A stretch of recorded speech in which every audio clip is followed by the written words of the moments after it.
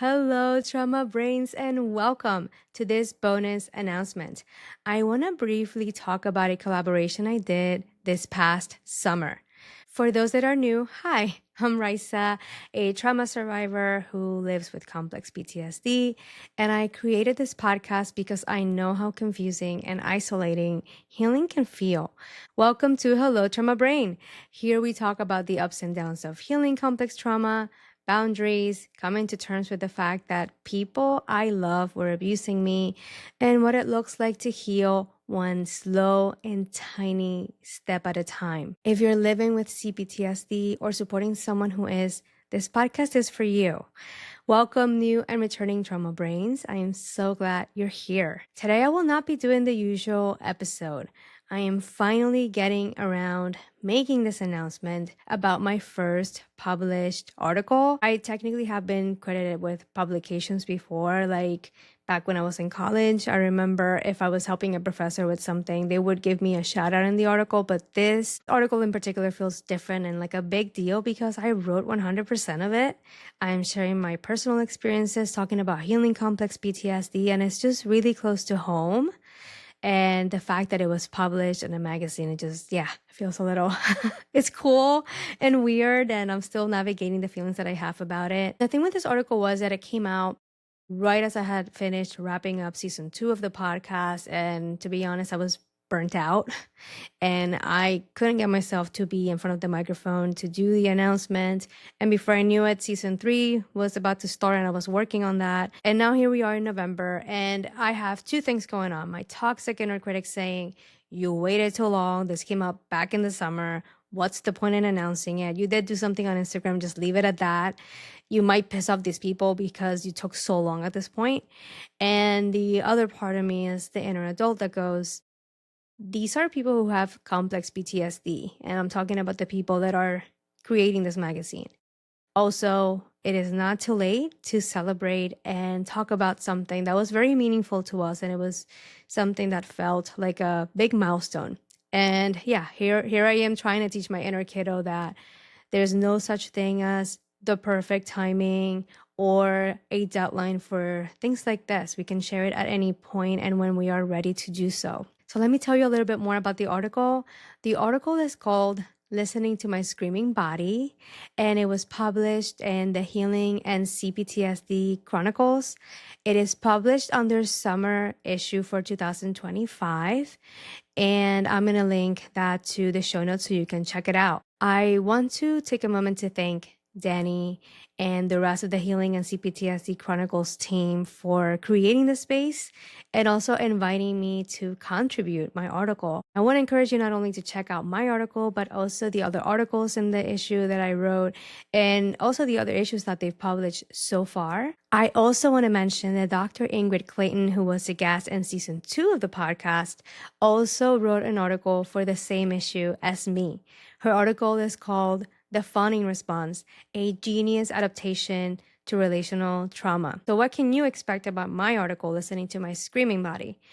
I talk about how in the past I would ignore my body cues signaling danger and how my body resorted to what felt like screaming and very chronic and painful flare-ups in my health that would get worse around my abusers. I also share how I have been healing my relationship with my screaming body. And I also share a few suggestions that you can use if this relates and you also have a screaming body. You are invited to check out Listening to My Screaming Body, available now. I want to let you know that the Healing and C-PTSD Chronicles is a free virtual magazine, so you can dive into this content from the comfort of your home. One thing I want to give you a heads up about is that you will need to put your email in order to access the free magazine. Also, if you have a screaming body like me, put screaming body in the comments and share anything you have found helpful in your healing journey with your own screaming body. I also want to share a few things about the process of writing this article.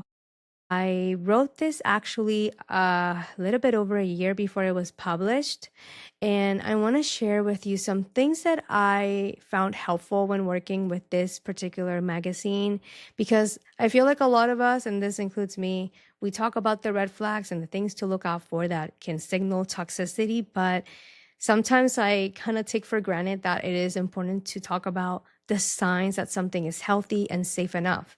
So let me tell you about the Healing and C-PTSD Chronicles. This magazine is part of the Healing and C-PTSD Foundation. They're now a nonprofit foundation, and in fact, they have a whole community for survivors of C-PTSD with virtual support groups that you can attend. There are different tiers to their membership, and I will link the foundation and their community to the show notes as well. When it came to working on this article, I have to say their communication was on point. They sent very clear emails outlining everything, their process, what I could expect, and it was helpful to see that.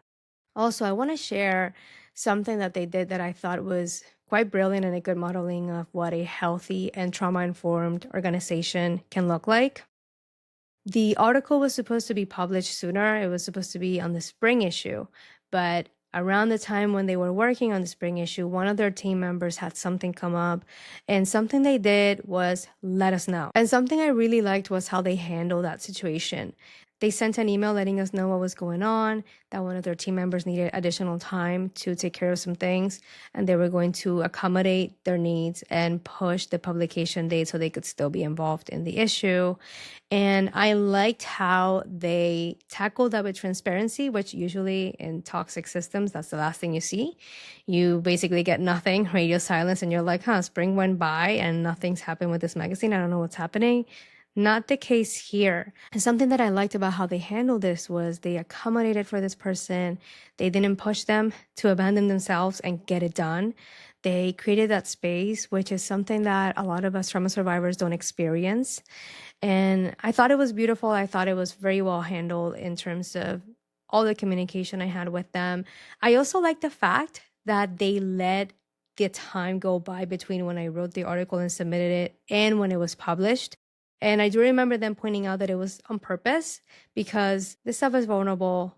And I feel like as a trauma survivor, and I definitely felt it when I published it, like a part of me was still like, am I doing the right thing? Am I going to regret publishing this thing? Am I sharing too much? Is it going to piss somebody off? And because they allowed that space to be, it gave my nervous system some time to settle down, and it reduced the stakes in terms of I didn't submit the article and it came out the following week. Like that doesn't give me a lot of time to change my mind. And with this process that they put in place, I had months to think about this, to sit with it. And I had the choice to come back to them and say, hey, I don't want to publish this anymore, or I want to change this. Like I had that option. And I feel like that's really important and something to look out for when you are working with organizations and trying to discern if they're safe or not. Something I also like is that this is a project that is by survivors, for survivors. These are people who also have CPTSD.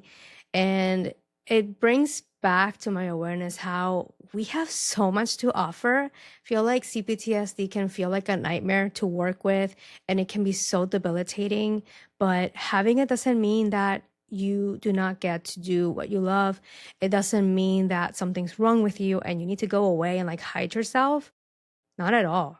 Like we can come into the spaces and share our gifts and not be fully healed, but managing our symptoms and sometimes struggling to manage our symptoms, to be honest. Now, something that this organization in particular did recently that I really like, and they've been doing this consistently, is create spaces and awareness when there was none before. Something this organization did recently was launch their first Estrangement Awareness Day, which was on November 21st. And I did not realize how much I needed that until I started seeing their posts, and I realized that I did not have that.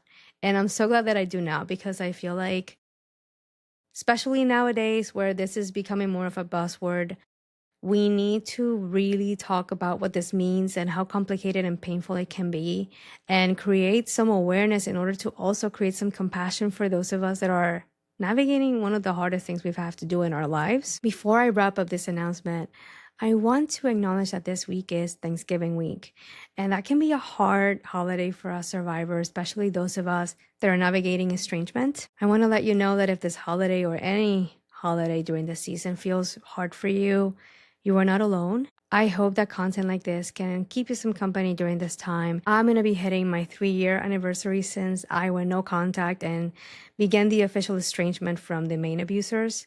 So this weekend is going to be hard for me. Instead of doing a full-length episode, I decided to make this announcement. And actually, this is one of 2 announcements I'm going to be making this week because I need some space to sit with the feelings. And on the next full episode, I do want to come on here and let you know how the estrangement thing is going, what I have gained, what I'm still struggling with, and how that is shaping my healing journey so far. The second announcement I'm going to be making, and both of these announcements are going to come out on the same day, is about a Q&A series I did for the About That Jack blog.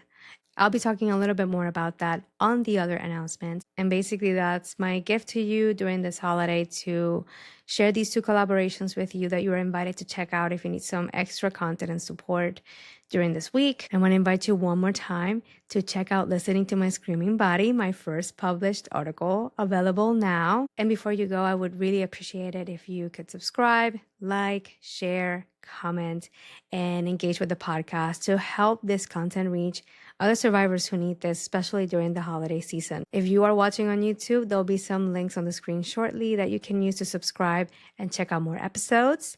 And remember, you deserve to heal, and I will see you next time.